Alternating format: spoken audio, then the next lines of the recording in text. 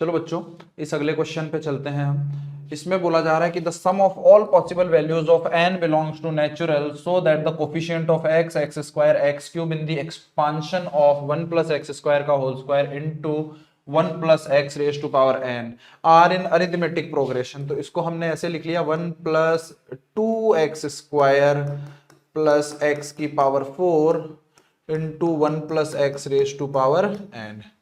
अब इसमें जो है वो कोफिशिएंट ऑफ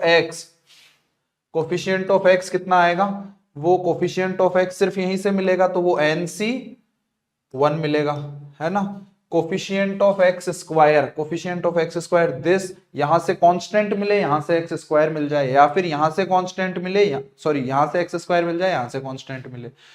तो यहां से कांस्टेंट, यहां से x स्क्वायर nc2 प्लस यहां से जो है वो ये मिल जाए, एक्स स्क्वायर मिल जाए, यहां से कांस्टेंट, तो 2 इंटू ये कितना आ जाएगा, यहां से कांस्टेंट तो nc0, तो ये आ जाएगा।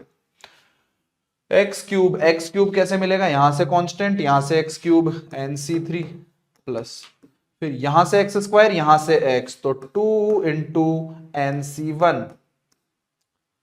ये किस में आ रहे हैं, एक एपी में आ रहे हैं, तो ट्वाइस ऑफ दिस मतलब 2 into nc2 plus 4 is equal to this plus this, तो nc1 plus nc3 plus nc3 को भी लिख ही देते हैं, एक काम करते हैं सबको ही लिख देते हैं, nc2 n-1 upon 2 plus 2 into 2 is equal to twice of middle term is equal to first plus last, तो n plus n-1 n-2 upon 6 plus 2n। ठीक है बच्चों, ये ऐसा आ गया, है ना। तो यहां से क्या क्या हटा सकते हैं हम, n से n, एक सेकेंड, नहीं उड़ेगा, नहीं उड़ेगा, है ना। तो ये क्या क्यूबिक बनेगी क्या, sum of all possible value of n belongs to natural. अच्छा, तो क्यूबिक बना करके चेक ही करना पड़ेगा, और कोई ऑप्शन नहीं है हमारे पास। तो 6 एलसीएम ले लिया, मतलब दोनों साइड को 6 से मल्टीप्लाई करवा दिया, है ना। तो 6 से मल्टीप्लाई करवा दिया,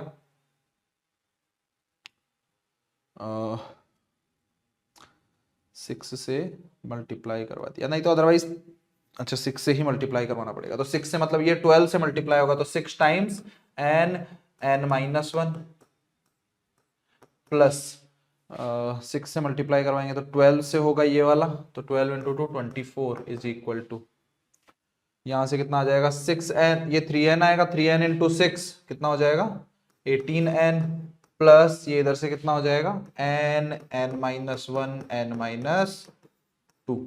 ठीक है भाई, तो यहां से फर्दर इसको उस तरफ ले आते हैं, तो n-1 जो है वो इनमें से कॉमन ले लेते हैं थोड़ा सा और आसान करने के लिए, तो n-2 -6, तो n-8 आ जाएगा, plus 18n -24 is equal to 0। इसको फर्दर सॉल्व करना है बेटा, तो यहां से n स्क्वायर, सॉरी रूट्स क्या क्या आ रहे हैं इस क्यूबिक के, तो 0 1 8 है ना, तो n cube minus sum of roots 9 into n square plus दो को लेकर के sum 0 0 8 n minus plus minus कितना आएगा, तीनों का प्रोडक्ट 0। ठीक है, और प्लस ये 18n आएगा और -24 इज इक्वल टू 0। तो यहां से कितनी बन जाएगी, क्या बन जाएगी क्यूबिक n, ये -9n स्क्वायर प्लस कितना हो जाएगा 26n -24 इज इक्वल टू 0।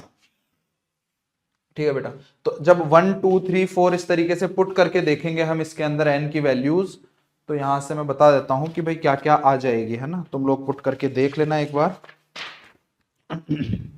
यहाँ पे n जो है वो अपने पास में 2 3 4 जो है वो इसको सेटिस्फाई कर जाएंगे, n इज इक्वल टू 2 3 4 ये इसको सेटिस्फाई कर जाएंगे, बट n जो है वो 2 नहीं हो सकता है बेटा। क्यों नहीं हो सकता, क्योंकि n अगर 2 हो गया, n अगर 2 हो गया तो फिर x क्यूब का कोई कोफिशिएंट ही नहीं मिलेगा यहाँ पर।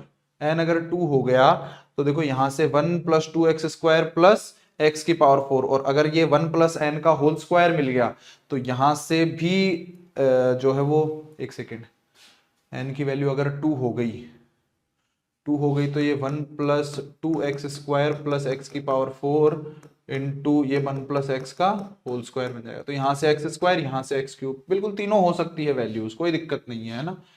तो यहाँ पे जो आंसर पूछ रहा है हमें कि क्या पूछ रहा है, आर इन अरिथमेटिक प्रोग्रेशन पूछ कर रहा है the sum of all possible values of n belongs to natural. तो तीनों की तीनों तो नेचुरल नंबर ही है ना, n2 भी हो सकता है, बिल्कुल तीनों ही हो सकते हैं, कोई दिक्कत नहीं है ना। चेक कर लिया हमने, वो ये चेक किया है कि भाई x³ x² और x मिल तो रहे हैं कि नहीं मिल रहे हैं ना।